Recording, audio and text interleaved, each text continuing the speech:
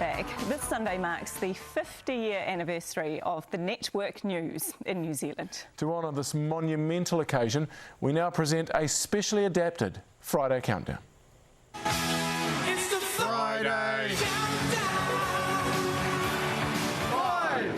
Tragedy today in Wellington Harbour. It was the sinking of the Wahine in 1968 which got the network ball rolling. Footage from the wreck could only be seen in Wellington on that fateful day. The rest of the country had to wait.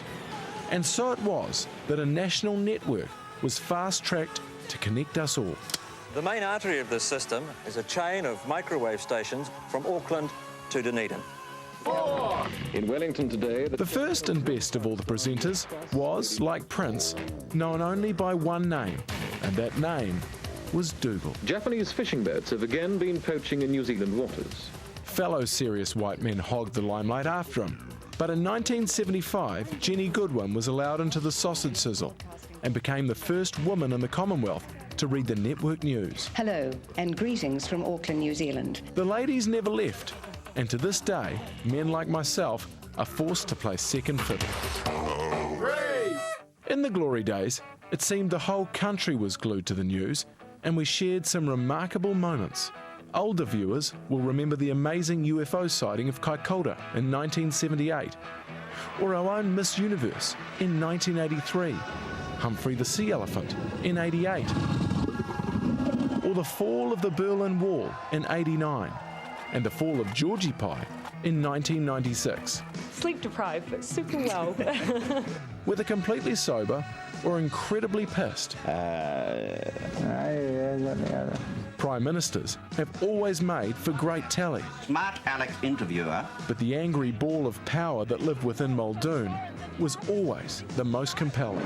Do you consider bringing 2 television cameras out here as warranted? 7 Sharp is but the latest in a long line of 7 p.m. shows. Kia ora and welcome to 7 Sharp. Here's what caught our eye. Her cleavage. Originally, the regions had their own programs, many of which had soft porn names like Top Half and The Mainland Touch. But the regions succumbed to the network when Paul Holmes emerged in 1989 with a blood sacrifice called Dennis Connor. And thank you very much for having me. But would you be interested in apologising to Mr. Farr in public, Mr. Connor, for that incident that happened last year? But at number 1, we would be nothing without our brave reporters and camera people, many of whom have made fools of themselves for our viewing pleasure. Some have been victims of angry outbursts from feisty foes, like Sir Bob Jones, who emerged Yeti-like to paint reporter Rod Vaughan's face in his own claret. Can I ask you? Off before I start walloping you now. Piss off! Strangest of all was serial fraudster Giovanni Di Stefano, who took on not 1, but 2 of TVNZ's finest. Why, you think I'm scared of you? Others have taken it on the chin and even faced death by giant horse.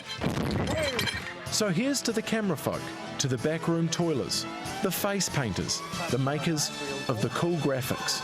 And here's to this guy. And, as Jenny Goodwin said half a century ago, Well, for New Zealand, it's certainly been an honour to have taken part in this programme. and that's It's the Friday Yeah, and that person that was run over by the Clydesdale is Melissa's partner, actually. No, Jeremy only just told me he's never mentioned it at home. Amazing. Yeah. I thought that he probably would have said something. Favourite news moment? Not a favourite I can think of at the moment, but an add-on to the Rod Vaughan. But Oh, yeah. apparently when the judge said to Bob Jones, you have to pay $1,000, he said, why don't I pay 2 and I can do it again? That's pretty good, isn't it? Yours? Mine is probably actually a personal moment with Angela Daughdey when she sat on my desk as a 20-year-old in a leopard print mini skirts. It's got me excited even thinking about it. Goodness. I'll leave you with that thought. Those are our people today. That was 7 Sharp tonight. Hillary will be back with Jeremy on Monday. Have a great weekend.